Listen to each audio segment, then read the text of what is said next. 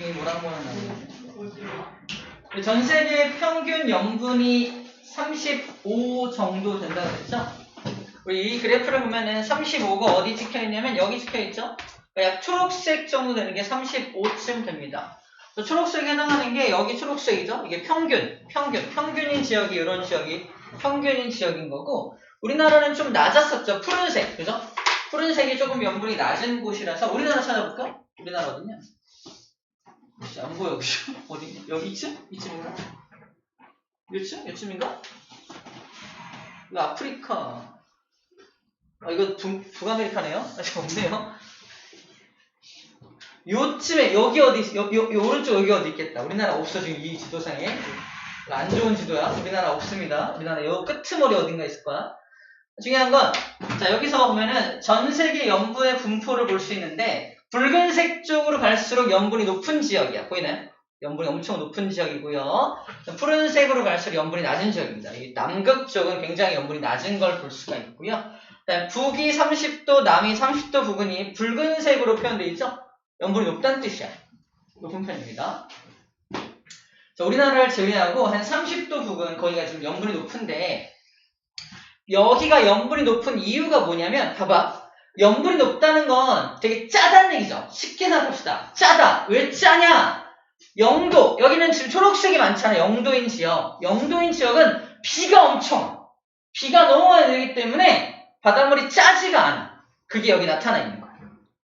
여기 30도 부근은 비가 많이 안 와. 비가 많이 안 오는데 태양 에너지가 집중되는, 태양 에너지가 어느 정도 있으니까 증발량이 많아. 자, 똑같은 물이 있는데 증발을 많이 하면 소금기가 많이 남겠지. 짜지는 겁니다. 비가 많이 오면요, 묽어지는 거예요. 그죠? 그래서 염분에 영향을 끼치는 요인이 가장 큰 게 증발량과 강수량입니다. 증발량이 많으면 많을수록 염분이 높아져. 짜집니다. 강수량이 많으면 많을수록 비가 많이 오는 거니까 염분이 낮아지겠죠? 덜 짜지는 거예요. 그래서 증발량과 강수량이 염분을 결정하는구나. 그리고 또 다른 요인이 뭐가 있나 보도록 할게요. 자, 이제 표를 보고서 볼게요. 이겁니다. 자, 표층 염분의 변화 요인인데, 방금 말한 증발량과 강수량이 염분의 변화를 시키는 요인이 되고요. 방금 우리나라 서해바다처럼, 황해바다처럼 강물이 유입되는 곳도 바로 염분이 낮아지는 요인이 될 수 있죠. 담수가 유입되는 것도 염분을 변화시킬 수 있고요. 그 다음에 해수의 결빙과 해빙도, 그러니까 얼음이 만들어지고 얼음이 녹는 거, 결빙은 얼음이 만들어지는 걸 말하고요. 해빙은 얼음이 녹는 걸 말합니다. 자, 그럴 때도 염분의 변화가 생긴다라는 거예요. 되게 상식적입니다. 봐봐. 증발량이 강수량보다 높아. 그럼 증발을 더 많이 한다는 거니까 염분은 높아지겠죠. 맞죠? 높은 바다입니다. 두 번째, 담수가 흘러들어가지 않아. 강물 같은 게 흘러들어가지 않아. 염분이 높겠죠. 그 뜻이에요. 바닷물이 어는 곳이 염분이 높아. 이거 무슨 말일까? 바닷물이 어는 곳이 염분이 높아. 이거 되게 간단하게 설명할 수 있고 복잡하게 설명할 수 있는데, 간단하게 설명하면 이렇게 설명할 수 있습니다. 에스키모인들이 바다로 가요. 양동이를 들고 막 가가지고 얼음을 톱으로 막 잘라. 얼음을 잘라서 그걸 들고서 양동이에 담아서 갖고 옵니다. 그래가지고 그걸 불 위에 올려놓고 막 끓여. 바다에 가서 잘라온 그 얼음은 짤까요? 안 짤까요? 바다에 가서 잘라온 얼음. 바닷물이 꽁꽁 얼었어. 그래서 잘라왔어. 그 잘라온 얼음은 짤까요? 안 짤까요? 짜지 않습니다. 바닷물이 얼 때는, 내가 바닷물이면 막 이것저것 소금도 섞여있고 막 간수성분 막 섞여있잖아. 근데 얼 때는 순수하게 얼음만 얼고 나머지는 다 밀어내. 기억해야 돼. 얼음이 얼 때는, 내가 지금 이제 얼음이 될 거야. 얼음이 막 되려고 막 얼어갈 때는 내 몸에 막 혼합되어 있는, 섞여 있는 이물질들을 다 밀어내면서 얼어요. 그래서 얼음은 되게 순수하게 얼음만 얼어. 그래서 얼음을 잘라다 먹으면은 짜지가 않습니다. 중요한 건 그럼 이 바다, 내가 속해 있는 이 바다가 이렇게 있어. 근데 내가 바다가 이렇게 있으면 여기 여러 개의 염류들이 막 섞여 있을 텐데 내가 얼음으로 얼어버렸어. 그럼 나는 내가 갖고 있던 모든 염류를 다 밀어내고 얼어버렸을 거 아니야? 그지? 내가 갖고 있는 염류들을 다 밀어내고 얼었으니까 나머지 바다는 더 짜진다는 얘기입니다. 다시 바닷물이 얼면 왜 염분이 높아지냐? 바로 그 이유를 설명하는 중이야. 바닷물이 얼면 얼수록 그 녀석들이 밀어낸 염류들이 나머지 바다를 짜게 만든다고요. 그래서 염분이 오히려 높아지는 겁니다. 이해돼요? 반대로 이 얼음이 얼음이 막 녹아. 해빙돼. 얼음이 막 녹으면, 자, 순수한 얼음, 물만 얼었던 게 막 녹으니까 강물이 유입되는 거랑 똑같은 결과를 초래합니다. 자, 강물이 유입되는 것도 아주 짜지 않은 물이 유입되는 거잖아. 근데 이 얼었던 이 순수한 얼음이 녹는 것도 그 민물, 짜지 않은 물이 유입되는 거니까 다시 염분은 낮아지게 됩니다. 다시 말해서 빙하가 녹으면 염분이 낮아져요. 빙하가 막 녹는다는 건 순수한 물이 녹아서 가는 거니까 염분은 다시 낮아지게 되는 겁니다. 자, 그래서 우리가 기억할 건 이거예요. 우리가 얼음이 얼 때는 순수하게 얼음들끼리만 얼으니까 얘네가 염류들을 밀어내서 나머지 바다를 짜게 하는구나라는 걸 머릿속으로 그려줘야 돼요. 그래야지 우리가 이 단어를, 요 관계를 이해할 수가 있습니다. 나머지는 쉬운데 해수의 결빙과 해빙 쪽에서 조금 헷갈릴 수 있으니까 방금 말한 거 기억해서 왜 바닷물이 얼면 염분이 더 높아지는지에 대해서 설명하고 이야기할 수 있어야 합니다. 반장 한번 해볼까? 바닷물이 얼면 왜 염분이 높아지나요? 라고 이제 물어볼 거야. 이제 물어보면 대답할 수 있게끔 준비해야 됩니다. 아시겠죠? 쉽지 않을게요. 자, 됐습니다. 여기까지가 염류와 염분까지 내용이고요. 자, 6번, 7번, 8번 세 가지 얘기를 하면 되는데요.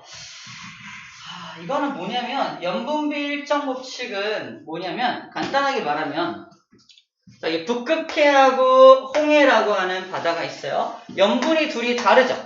염분이 달라. 그럼 그 안에 염분이 다르다는 건 그 안에 들어있는 염류의 양이 다른 거예요.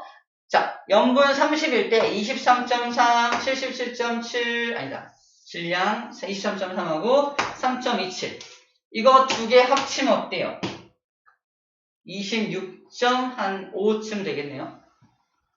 자, 염분비 일정의 법칙은 뭐냐면 염분이 다르더라도 봐봐. 염분이 다르더라도 30이고 40이더라도 거기 들어있는 염화나트륨과 염화마그네슘의 비율이 23.3과 33.27 들어있잖아. 이 비율이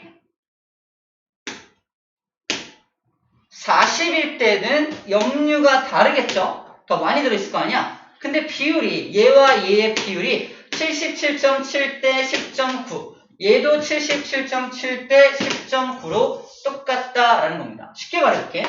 염분이 30인 게 있고요. 염분이 40인 게 있는데 여기 염화나트륨이 염화마그네슘이 들어있는 게 봐봐 30이면 간단히 말해서 얘가 염화나트륨이 27이 들어있고 얘가 3이 들어있어. 아예 2배로 할게요. 60이라고 써볼게요. 60. 염분이야. 염분이. 계산하기 쉽게. 자, A 바다는 염분이 30인 곳이고요. B 바다는 염분이 60인 곳이야. 그러면 A 바다는 염화나트륨과 염화마그네슘의 비율이 몇 대 몇이야? 27대 3이죠. 그런데 이 60, 염분이 60인 곳에 가면 염류가 훨씬 많을 거 아니야? 염류가 훨씬 많은데 얘도 비율을 따져보니까 54대 6이 나오더라는 겁니다. 간단한 정수비로 바꾸면 27대 3이죠. 염분은 다르지만 그 안에 들어있는 염류들의 비율은 어떻다? 항상 똑같다라는 게 염분비 일정의 법칙이에요. 그렇다면 문제. C라는 바다가 있어. C라는 바다는 염분이 무려 90이야. 염분이 90이야. 그럼 거기 들어있는 염화 나트륨과 염화 마그네슘의 비율을 구할 수 있을까 없을까? 구할 수 있겠지. 같은 비율이니까. 그죠? 곱하기 3씩 하면 되겠죠? 곱하기 3에서 얼마씩 들었는지 알면 될 겁니다. 9가 들어있을 거고요. 나머지 81이 들어있겠죠. 이런 식으로 염분비 일정의 법칙을 이용해서 전 세계 바다에 들어있는 그 녀석들의 염류들의 비율을 알 수가 있다는 겁니다. 여기 좀 소수점이 나와서 좀 어려워 보이잖아. 그래서 일부러 좀 간단한 예로 설명을 한 거야. 염분이 다르더라도 염화 나트륨과 염화 마그네슘의 비율이 다 똑같은 거 보이나요? 77.7 대 10.9, 77.7 대 10.9로 같은 거 보이죠? 모든 바다가 다 동일하다. 그 이유는 모든 바다는 다 연결돼 있죠.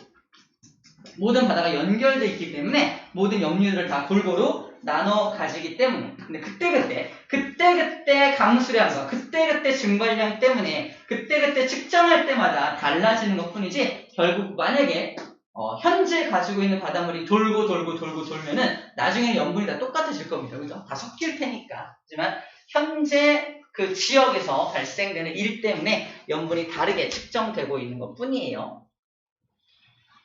이제 염분비 일정의 법칙이다. 이제 문제를 풀면 어떻게 적용되는지 알 수가 있을 겁니다. 넘겨볼까요?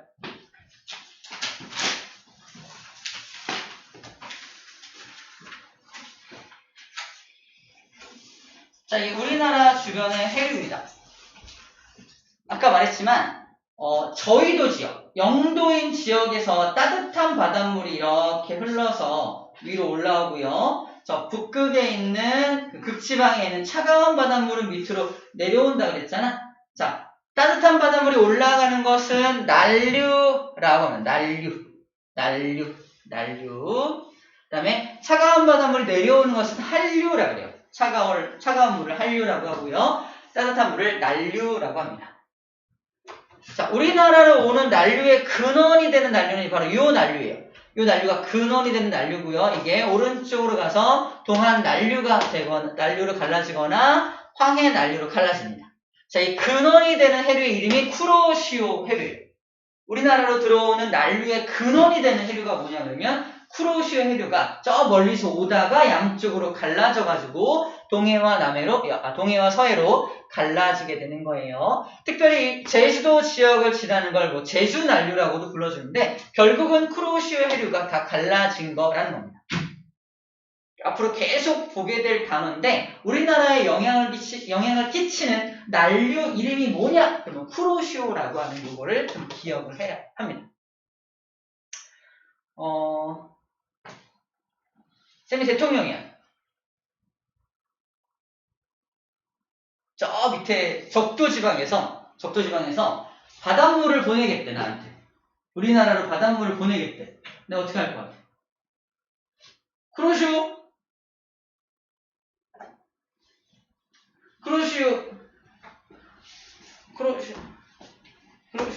아무튼 외우는 방법이에요. 쿠로시오 해류가 우리나라로 들어오는 난류라는 겁니다. 그다음 한류 같은 경우는 위에서 내려오는 건데 연해주를 지나기 때문에 연해주 한류라고 하고요. 북한을 지나기 때문에 북한 한류라고 불러주는 것 뿐입니다. 어디를 지나냐가 되게 중요한 거야. 근데 여기 봐. 요 지금. 여기는 한류하고 난류하고 만나고 있죠. 한류하고 난류가 만나는 지역은 물고기가 굉장히 많아요.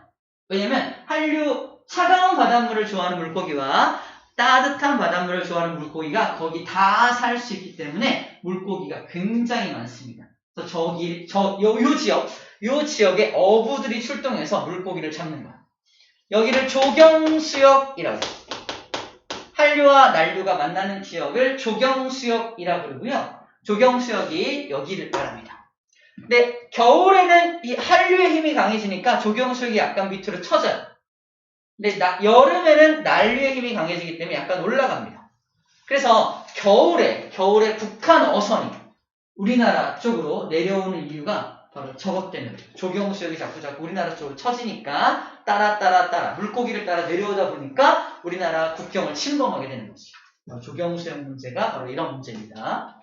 국제적인 문제까지 발전될 수 있는 게 바로 이런 내용이에요. 책에 나와 있습니다. 다양한 어종이 모여있는 곳을 조경수역이라고 불러주게 됩니다. 자, 그래서 이런 이름들을 조금 기억할 필요가 있다라는 얘기를 하고 있어요. 여기까지가 우리나라 주변의 해류들입니다. 별거 없지요. 자, 그리고 플랑크톤 얘기를 하고 있는데, 뭐 조경수역 쪽에 굉장히 많이 있다라는 얘기입니다. 별로 어려운 얘기는 아니고요. 자, 마지막 조석현상. 간단하게만 설명할게요. 조석현상. 자, 밀물과 썰물이 반복되는 것을 조석현상이라고 해요. 밀물과 썰물이 반복되는 걸 조석현상이라고 하는데, 자, 혹시 해루질 같은 거 해본 적 있어요? 해루질? 해본 적 있어요? 해루질. 해봤어요? 안 해봤어요? 해루질.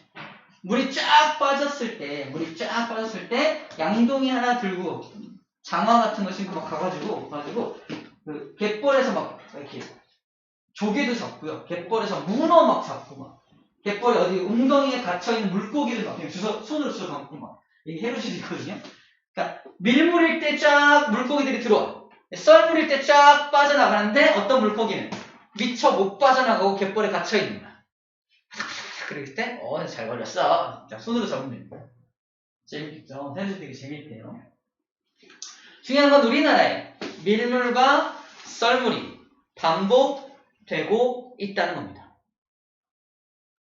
자, 밀물과 썰물이 왜 반복되는지는 또 설명할 기회가 있을 텐데, 중요한 건 밀물이 이렇게 밀려 들어올 때를 우리는 만조라고 해요. 만조. 가득 찼다. 물이 가득 찼다는 뜻이고요. 물이 다 빠져나가가지고 물이 굉장히 많이 없을 때를 간조라고 해요. 만조와 간조.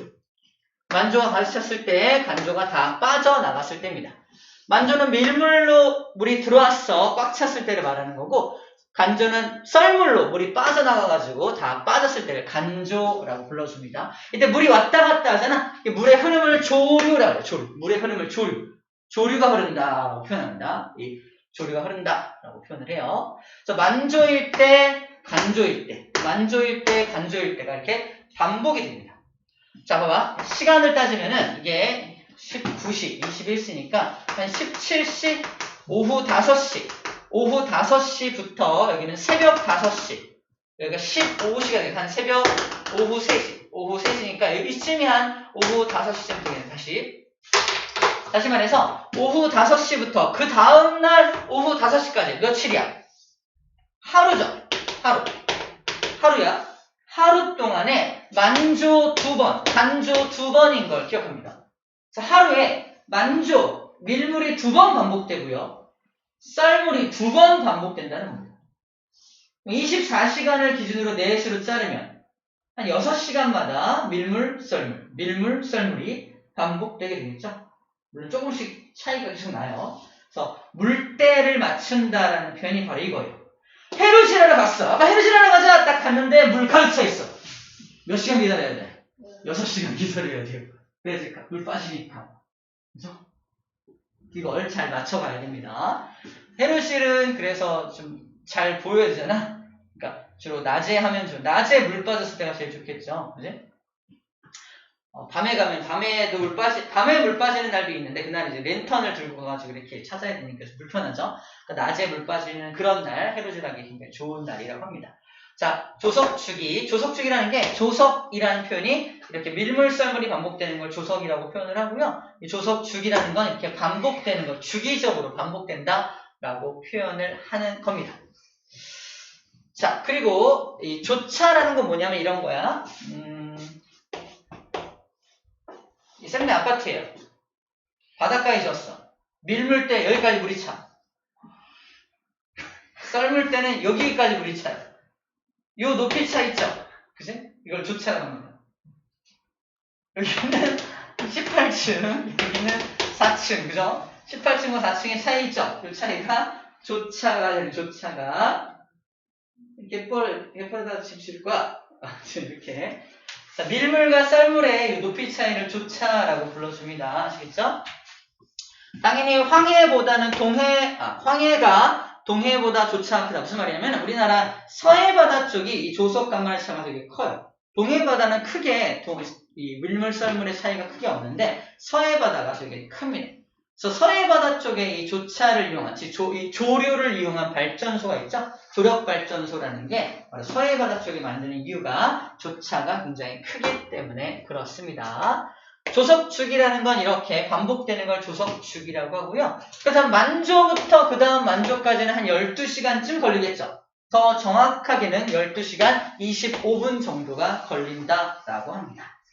자, 일단은 이런 현상이 있다라는 것 정도로만 이해를 할게요. 선생님 다음에 이 조석 현상이 왜 발생되는지에 대해서 태양과 달의 인력 관계를 설명하면서 얘기해 줄 수 있는 기회가 있을 것 같아요. 자, 조석 현상을 이용해서 이제 어떻게 한다? 배가 바다로 나가거나 들어올 때 또는 바다 갈라짐 체험을 할 때 조석 현상을 이용합니다. 이런 거죠. 저기 섬이 있어. 내가 섬까지 갈 수가 없어. 물이 막혀서. 근데 썰물이 쫙 빠지니까 섬하고 나 사이에 길이 쫙 생기는 거야. 걸어가면 됩니다. 섬까지. 그런 섬이 몇 군데 있어요. 쌤도 가봤는데 그런 섬들 그걸 이제 바다 갈라짐 체험이라고 합니다. 조력발전소, 조류발전소, 이 조석 간만의 차, 즉 조류, 밀물과 썰물이 반복될 때 이 물의 흐름을 이용해서 전기를 만드는 것을 조력발전소, 조류발전소라고 불러줍니다. 조석 현상으로 생긴 갯벌들의 많은 생물들이 살고 있죠? 그렇구나 라는 것만 되겠습니다. 자, 빠르게 우리 개념 퀴즈 풀어볼게요. 3분 남았네요. 다 하긴 했다, 야.